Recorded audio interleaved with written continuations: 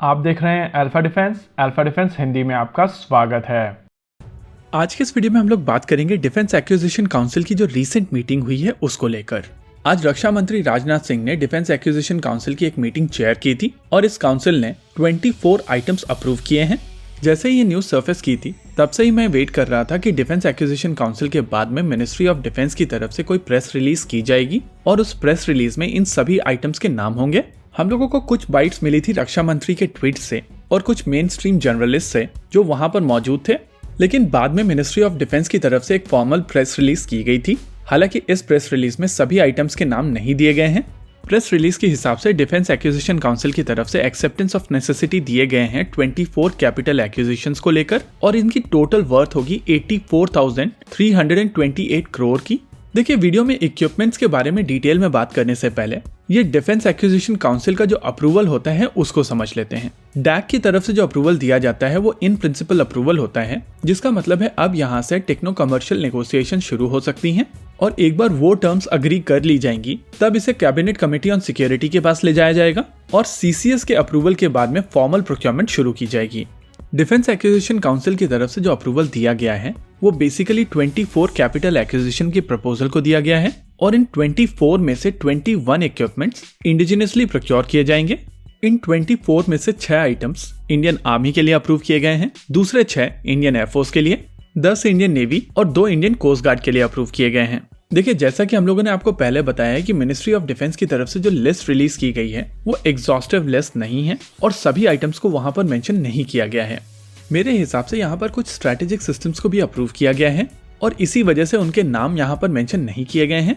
In fact 2-3 दिन पहले प्रहार मिसाइल सिस्टम को लेकर भी बात हुई थी और कहा जा रहा था कि मिनिस्ट्री ऑफ डिफेंस की तरफ से इंडियन आर्म फोर्सेस के लिए प्रहार बैलिस्टिक मिसाइल्स को भी अप्रूव किया जाएगा। और इसी वजह से जब आप इस पूरी लिस्ट को ध्यान से समझेंगे तो आपको समझ में आएगा कि यहाँ पर एम्बिग्युइटी मेंटेन की गई है और वो चीज इंडिकेट करती है कि यहाँ पर कई ऐसे सिस्टम्स को अप्रूव किया गया है जिनका नाम पब्लिकली डिफेंस मिनिस्ट्री लेना पसंद नहीं करती है। आइए नजर डाल लेते हैं इस लिस्ट के ऊपर और समझने की कोशिश करते हैं कि कौन कौन से इक्विपमेंट का यहाँ पर नाम दिया गया है। पहला आइटम है FICV यानी कि फ्यूचरिस्टिक इन्फेंट्री कॉम्बैट व्हीकल, जिसको इंडियन आर्मी के लिए बनाया जा रहा है। दूसरा आइटम है लाइट टैंक, जिसको प्रोजेक्ट जोरावर के तहत इंडियन आर्मी के लिए बनाया जा रहा है। तीसरा आइटम है माउंटेड गन सिस्टम और चौथा आइटम है बैलिस्टिक हेलमेट। यानी कि यहाँ पर 4 आइटम इंडियन आर्मी के लिए लिस्ट किए गए हैं और रिमेनिंग 2 यहाँ पर लिस्ट नहीं किए गए हैं। नेवी के लिए जो आइटम अप्रूव किए गए हैं वो है naval antiship missile system, multipurpose vessel और हाई एंड्योरेंस ऑटोनॉमस व्हीकल। इसके अलावा नेवी के इक्विपमेंट के नाम यहाँ पर नहीं दिए गए हैं, यानी कि 7 ऐसे इक्विपमेंट हैं नेवी के लिए जो अप्रूव किए गए हैं जिनको यहाँ पर मेंशन नहीं किया गया है। वहीं पर अगर इंडियन एयरफोर्स की बात की जाए तो उनके लिए नई range of missile systems, long range guided bomb, range augmentation kit और एडवांस सर्वेलेंस सिस्टम्स अप्रूव किए गए हैं, यानी कि उनके भी 2 इक्विपमेंट के नाम यहाँ पर लिस्ट नहीं किए गए हैं। इसके अलावा इंडियन कोस्ट गार्ड के भी एक इक्विपमेंट का नाम यहाँ पर लिस्ट नहीं किया गया है।